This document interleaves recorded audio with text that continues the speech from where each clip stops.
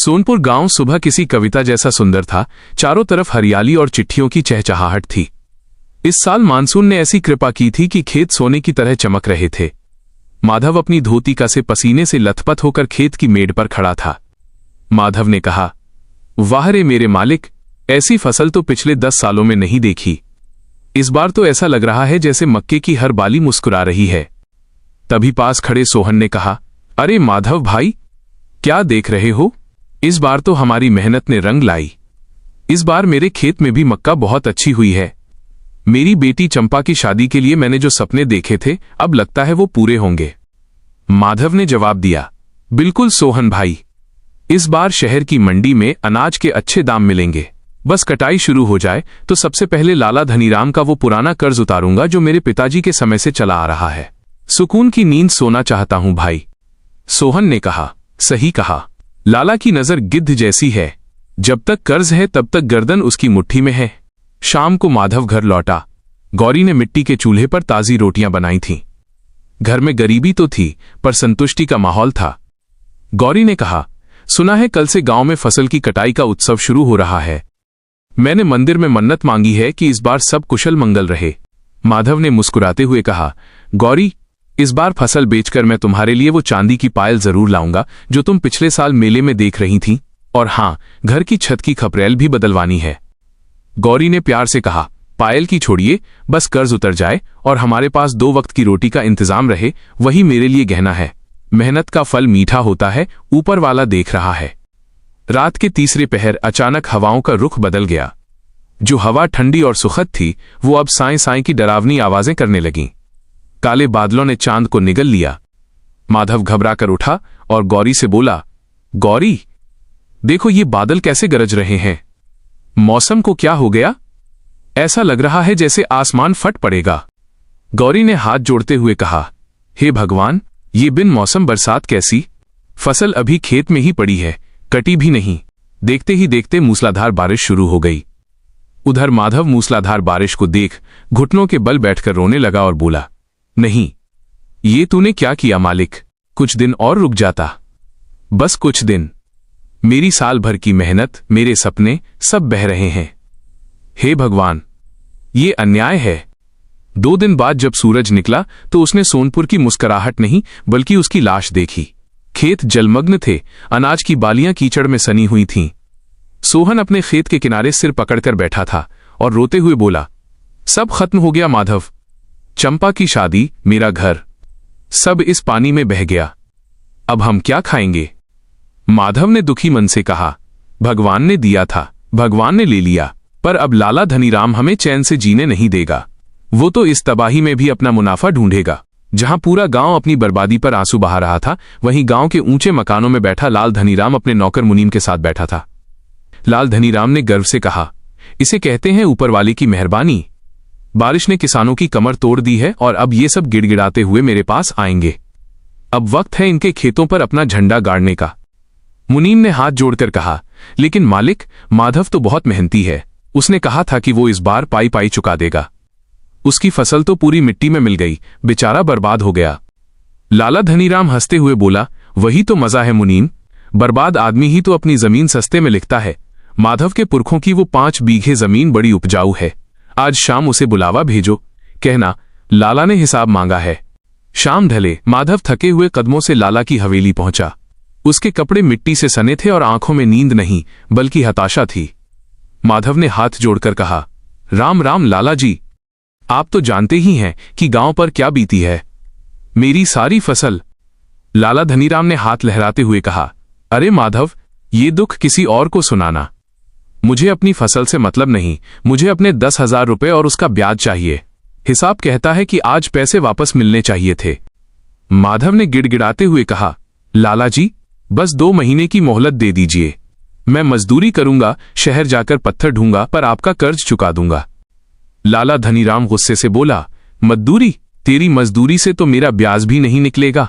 देख माधव, सीधा सा हिसाब है, या तो कल सुबह तक पैसे ला या इस कागज पर अपने अंगूठे का निशान लगा दे और अपनी जमीन मेरे नाम कर दे, वरना गांव के बीचों बीच तुझे और तेरी पत्नी को नीलाम कर दूंगा और जबरन जमीन लिखा लूंगा। माधव ने रोते हुए कहा, लाला जी, वो जमीन मेरी मां जैसी है, ऐसा मत कीजिए। लाला धनीराम ने कड़ाई से कहा, वक्त कल सुबह तक का है, चल जा अब। कल तक पैसे नहीं लौटाया तो मैं तुझे देखता हूं। अगली सुबह वही हुआ जिसका डर था। माधव पैसे नहीं जुटा पाया। सरपंच और गांव वालों के सामने लाला ने जबरन माधव की जमीन हड़प ली और उसे घर से निकाल दिया। गांव वालों ने हमदर्दी तो दिखाई, पर लाला के डर से किसी ने मदद नहीं की। एक सूनी झोपड़ी के बाहर आकर गौरी ने रोते हुए कहा, अब हम कहां जाएंगे माधव, हमारा तो सब कुछ छिन गया। माधव ने ढांढस बंधाते हुए कहा, जंगल की ओर गौरी, यहां गांव में रहकर लाला की गुलामी करने से अच्छा है कि हम कुदरत की गोद में दम तोड़ दें। हिम्मत मत हार, जब तक हाथ पैर सलामत हैं हम रास्ता ढूंढ लेंगे। माधव और गौरी घने जंगल के भीतर एक पुरानी झोपड़ी में रहने लगे। माधव दिन भर लकड़ियां काटता और उन्हें बेचकर 2 वक्त की रोटी का जुगाड़ करता। एक दोपहर जब सूरज आग उगल रहा था, माधव को जंगल के बीचों बीच एक विशाल बरगद के नीचे कोई गिरा हुआ दिखा। वो एक बूढ़ा फकीर था। माधव ने उसे उठाया। फकीर ने कमजोर आवाज में कहा, खाना। बेटा, बहुत जोर की भूख लगी है, कुछ खाने को दे दो, बहुत पुण्य मिलेगा। माधव ने प्यार से कहा, बाबा घबराइए मत, आप सुरक्षित हैं, ये लीजिए, मेरे पास एक रोटी है, आप इसे खा लीजिए। फकीर ने खाना खाया और आशीर्वाद देते हुए कहा, बेटे माधव, मैं तुम्हारी गरीबी और लाला के अत्याचार की कहानी जानता हूं। जो अपनी भूख भूलकर दूसरों का पेट भरे, विधाता उसके लिए स्वर्ग के द्वार खोल देता है। माधव ने हाथ जोड़कर कहा, बाबा अब तो बस दुआ कीजिए कि हम ईमानदारी से जी सकें। फकीर ने मुस्कुराते हुए कहा, सुन, आज आधी रात को जब चांद बादलों के पीछे छूट जाए तो उत्तर दिशा में जाना। जहां 3 पुराने बरगद के पेड़ एक साथ मिलते हैं, वहां मायावी चोर बाजार लगता है। वो बाजार इंसानों का नहीं, रूहों और नेक दिल फरिश्तों का है। वहां से तुम अपनी तकदीर बदल सकते हो, लेकिन याद रखना, वहां जो भी देखोगे उसे राज रखना। अगर लालच किया तो सब राख हो जाएगा। आधी रात को माधव अकेले उस डरावने जंगल में उत्तर की ओर बढ़ा। सन्नाटा इतना था कि उसकी अपनी धड़कनें सुनाई दे रही थीं। जैसे ही वो 3 बरगद के पास पहुंचा, अचानक वहां बाजार दिखने लगा। माधव ने एक फरिश्तेनुमा दुकानदार से पूछा, भाई साहब, यहां गेहूं और चावल किस भाव मिलता है? थोड़ा हिसाब से ही बताना भाई, मैं बहुत गरीब आदमी हूं। दुकानदार ने मुस्कुराते हुए कहा, यहां दुनिया का हिसाब नहीं चलता भाई साहब, नेक दिल लोगों का चलता है। तुम्हारे लिए सब कुछ 2 रुपया किलो है, जितना उठा सकते हो ले जाओ, सारे का दाम 2 रुपया ही है। माधव ने हैरान होकर कहा, क्या भाई मजाक कर रहे हो? 2 रुपए किलो अब अनाज कहां मिलता है? अगर आप सही बोल रहे हो तो मुझे 100 किलो अनाज दे दो। दुकानदार ने 100 किलो अनाज का बोरा देते हुए कहा, ये लीजिए अपना अनाज। माधव ने कांपते हाथों से अपनी जेब के आखिरी सिक्के दिए और अनाज की बोरियां उठाकर अपने घर लौट आया।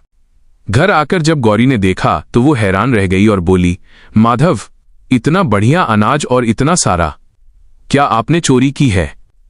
हे भगवान, ये आपने क्या किया? किसी के घर से अनाज नहीं चुराना चाहिए। माधव ने झल्लाते हुए कहा, नहीं गौरी, तुम ये क्या बोल रही हो? मैं तुम्हें चोर नजर आता हूं क्या? ये उस फकीर बाबा का आशीर्वाद है। अब हम भूखे नहीं मरेंगे। मैं ये अनाज शहर की बड़ी मंडी में बेचूंगा और फिर देखना, हमारे दिन बदल जाएंगे। अनाज को बेचकर माधव ने इतने पैसे कमाए कि कुछ ही हफ्तों में उसने गांव की सरहद पर एक छोटी सी दुकान खोल ली।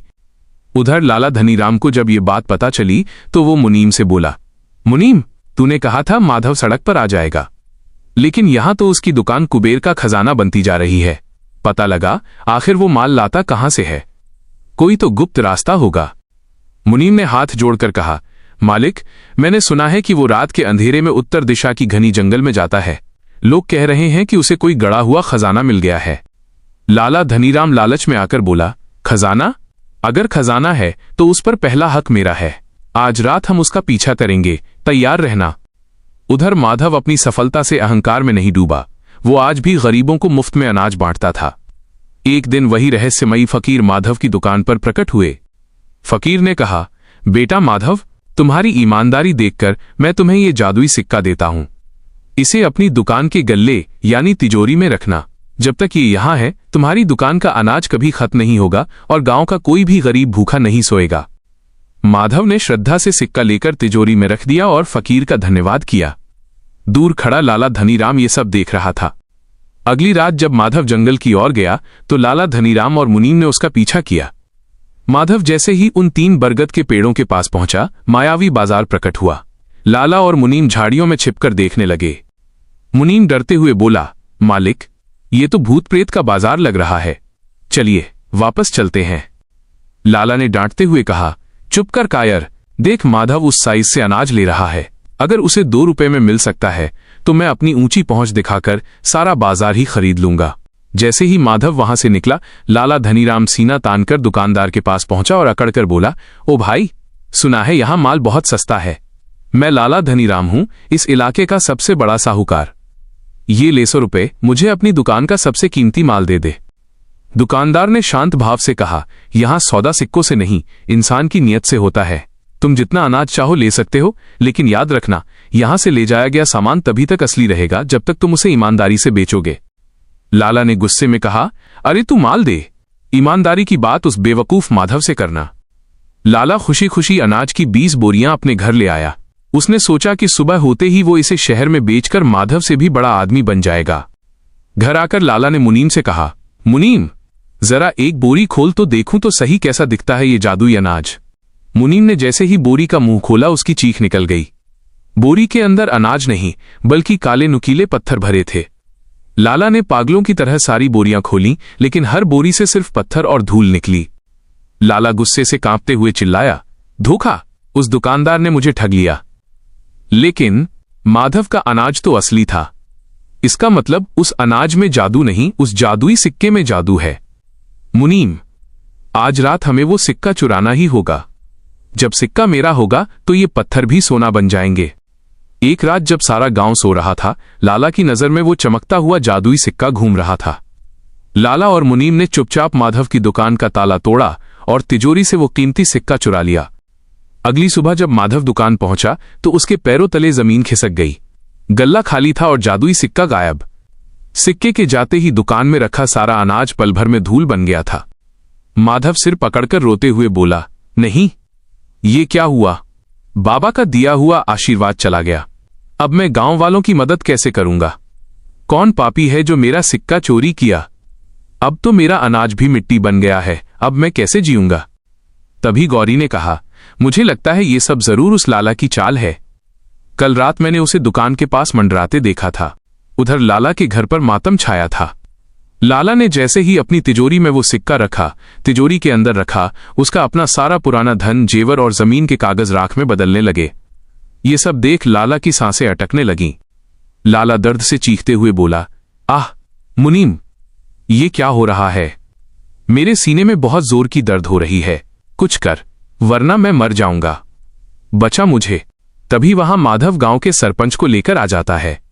लाला को जमीन पर तड़पता देख सरपंच सब समझ गया। लाला, तुमने माधव का आशीर्वाद चुराया, पर तुम भूल गए कि कुदरत का इंसाफ सबसे बड़ा होता है।